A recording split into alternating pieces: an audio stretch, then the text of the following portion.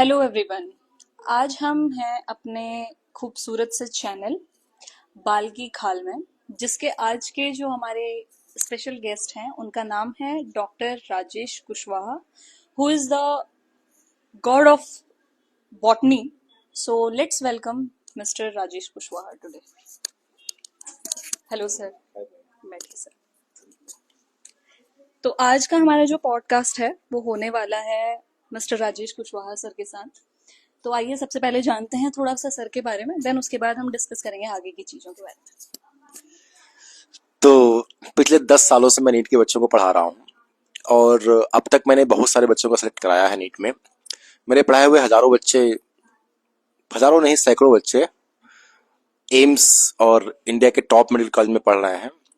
और आप लोगों को कोई भी डाउट हो, नीट से रिलेटेड क्वेश्चन हो आपके दिमाग में, लास्ट टाइम पे कैसे प्रिपरेशन करें, कैसे सिलेक्शन कैसे ले सकते हैं, तो उस बारे में हम आपको बताएंगे। तो सर जैसा कि लास्ट एंड टाइम पे जब एग्जाम होने वाले होते हैं या एग्जाम का टाइम बिल्कुल आने नजदीक होता है, जैसे कि हम बोल सकते हैं कि अभी नीट का एग्जाम हमारा मई में है, हमारे पास करीबन मुश्किल से 2 महीने बच्चे के पास बचे हैं। तो बच्चों के इस टाइम पे जो मन में कुछ क्वेश्चंस होते हैं कि क्या हमें लास्ट टाइम पे कैसे स्टडी करनी चाहिए, कैसे हमें टेक्निक्स यूज करनी चाहिए, क्या चीजें हमें पढ़नी चाहिए या हमें मोस्ट इंपॉर्टेंट में ध्यान देना चाहिए, क्या करना चाहिए, थोड़ा सा गाइडेंस हमारे बच्चों को दीजिए। हालांकि मैं भी एक फिजिक्स फैकल्टी हूँ, मैं भी दूंगी। लास्ट टाइम पे क्या करना है बच्चों, पहली बात तो यह है कि आपका सिलेबस जो छूट गया है उसको फिर से पढ़ने की कोशिश ना करें। आप जो आपने पूरे साल भर पढ़ा है उसी को रिवाइज करें, उसी को पढ़ें, उसी क्वेश्चन की प्रैक्टिस करें। स्पेशली हम बात करेंगे फिजिक्स केमिस्ट्री की, तो बायो में तो पूरा पढ़ना ही है कि नीट का एग्जाम तभी क्लियर होगा, आपको पूरी बायो आती होगी तभी क्लियर हो पाएगा। क्योंकि बायो में आपको सिलेक्ट होने के लिए आपके 90 क्वेश्चन में से आपके जो है 84-85 क्वेश्चन सही होने ही चाहिए, तभी आप नीट में सेलेक्ट होते हैं। तो बायो तो पूरा पढ़ना पड़ेगा आपको। तो लास्ट टाइम पे आपको यही करना है कि जो भी अब तक आपने क्वेश्चन किए हैं, जो पेपर किए हैं, वो करें। एटलीस्ट एक हफ्ते में कम से कम 2 बार नीट का पेपर दें। जो भी पेपर आपको सैंपल पेपर मिलता है या कोचिंग में टेस्ट होता है वो पेपर दें आप। और लास्ट के 10 साल के क्वेश्चन करें आप फिजिक्स और केमिस्ट्री के। और नीट के जो क्वेश्चन होते हैं वो सारे उससे रिलेटेड क्वेश्चन जो भी होते हैं आप किसी बुक से करें, या अपने स्कूल में कोचिंग में जहां भी आप पढ़ रहे हो उनसे आप बात कर सकते हैं। बहुत बढ़िया सर ने हमें यहाँ पे गाइडेंस दिया है। लेट्स सी और क्या क्या क्वेश्चंस बच्चों के दिमाग में इस टाइम पे होते हैं। जैसे कि मेरे पास बच्चे का एक क्वेश्चन आया था सर, वो ये था कि क्या बच्चे को 2 महीने पहले वो चैप्टर्स में फोकस करना चाहिए जहां उसे लगता है कि ज्यादा मार्क्स का आ सकता है, बट मैंने वो नहीं पढ़ा हुआ है। काफी अच्छा क्वेश्चन है ये। जो ज्यादा मार्क्स के क्वेश्चन है वो तो पढ़ने ही चाहिए। और उसने नहीं पढ़ा है तो कोई दिक्कत नहीं है, क्योंकि अगर हम एग्जाम। बात कर रहे हैं लेट्स से चैप्टर, हाँ हाँ। वो चैप्टर बच्चे ने पढ़ा ही नहीं है, हम्म। बट वो सबसे ज्यादा मार्क्स का चैप्टर है। कोशिश करना चाहिए कि उस टीचर से मिले जिससे वो पढ़ता है उस चैप्टर से रिलेटेड, और वो उससे अच्छी तरीके से गाइड कर पाएंगे कि चैप्टर उसको किस तरीके से पढ़ना है। और उसे वो चैप्टर पढ़ना चाहिए, अधिक नंबर का आ रहा है तो उसे पढ़ना चाहिए वो चैप्टर, वो क्योंकि वो नीट में अल्टीमेटली अगर अधिक नंबर का कुछ चैप्टर आ रहा है अधिक नंबर से, तो करना ही चाहिए। बहुत खूबसूरत आंसर देते हैं सर आप, इसलिए आपको आज हमने गेस्ट के तौर पे बुलाया भी है, नहीं तो हम तो कई लोगों को बुला सकते थे, हमारे पास मार्केट में काफी लोग हैं। थैंक्स। पर आप ये भी देख सकते हैं कि सर के अंदर इतना एक्सपीरियंस सब कुछ होने के बावजूद भी सर के अंदर थोड़ा सा भी घमंड नहीं है। कितने बड़प्पन के साथ हमारे सर जो है बात करते हैं। लेट्स सी बच्चों, अगला जो क्वेश्चन है हमारा, एक बच्चे का जो क्वेश्चन एक और आया था हमारा, वो ये था कि लास्ट टाइम पे बच्चे को एंजाइटी बहुत होती है। 2 महीने के अंदर उसको डिप्रेशन होता है, उसे लगता है मुझे नींद नहीं आ रही है, मुझे मतलब वो पढ़ने के अलावा बाकी चीजों पे ध्यान नहीं देता जो कि सबसे ज्यादा इंपॉर्टेंट है, that is health, food and nurturing their own self. वो चीज वो नहीं करते हैं लास्ट टाइम पे, सिर्फ पढ़ने पे फोकस करते हैं, जो कि लॉन्ग टर्म में उनको कहीं ना कहीं दिक्कत करता है।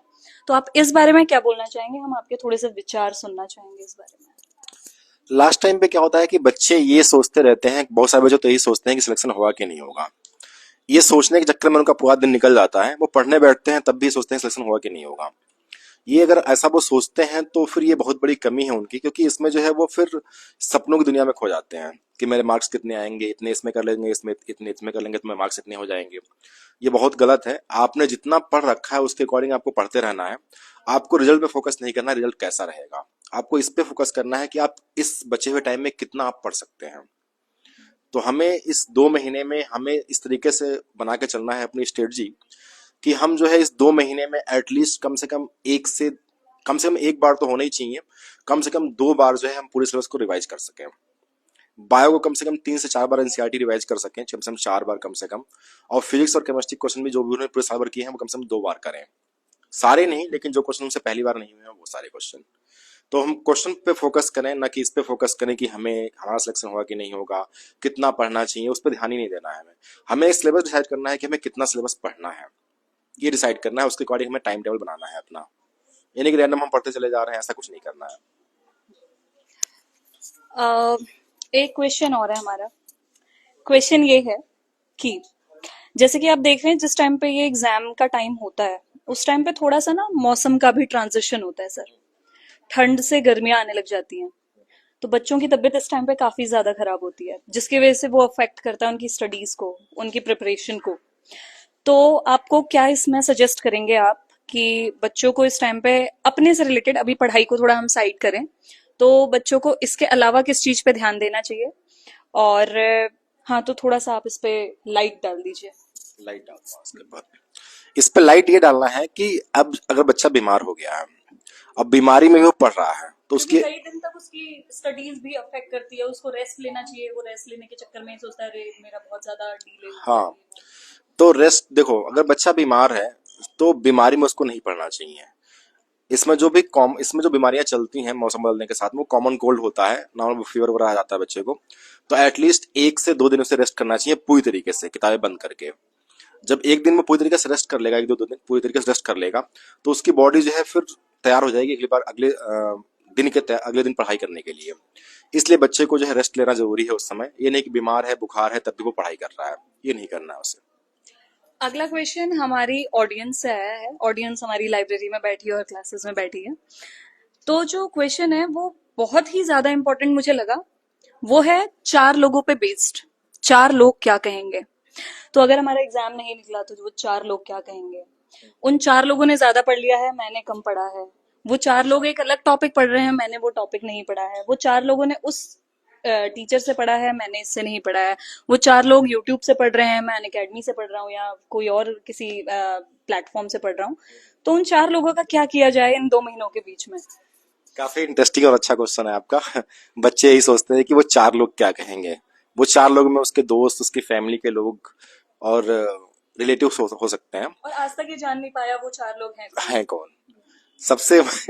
काफी अच्छा क्वेश्चन है, मजा आया सुन के, लेकिन इसका आंसर भी अच्छा है। देखिए 4 लोग क्या कहेंगे। देखो, अगर आपका सिलेक्शन हो जाता है तब भी वो 4 लोग जो कह रहे हैं कि पढ़ नहीं रहा है या सिलेक्शन नहीं होगा, वो तब भी वो खुश नहीं होंगे। सिलेक्शन अगर नहीं होता है तब तो उनके लिए मौका है ही कहने के लिए। तो इसलिए हमें उन 4 लोगों के बारे में सोचना ही नहीं कि वो 4 लोग क्या कहेंगे। वो 4 लोग भले ही 4 बातें बनाए, लेकिन हमें उन पे ध्यान न देके अपनी पढ़ाई पर फोकस करना है, क्योंकि अल्टीमेटली जो हम पढ़ाई करेंगे उससे हमारा रिजल्ट आएगा। मेरा तो ये मानना है कि वो 4 लोग क्या कहेंगे उससे बढ़िया आप 4 चैप्टर्स पे फोकस करें और 4 दिनों में उसे खत्म कर दें या 4 घंटों में खत्म कर दें। ये आपको बहुत ज्यादा बेनिफिशियल रहेगा। तो that was all about today. अगले दिन हम मिलेंगे बाल्की खाल में ही किसी और गेस्ट या फिर अपने यही गेस्ट के साथ। अगर आपको इनके साथ बात करके इनके जो आपके जवाब हैं, जितने भी आपके क्वेश्चंस थे, उनका अच्छा लगा, तो हम इनके साथ ही कंटिन्यू करेंगे। और अगर आपके कोई भी डाउट्स हों तो आप कमेंट सेक्शन में डाल सकते हैं, या हम एक फीडबैक फॉर्म शेयर कर रहे हैं उसमें आप डाल सकते हैं। और इसी तरीके से बाल्की खाल में बने रहिएगा। मिलते हैं नए एपिसोड में।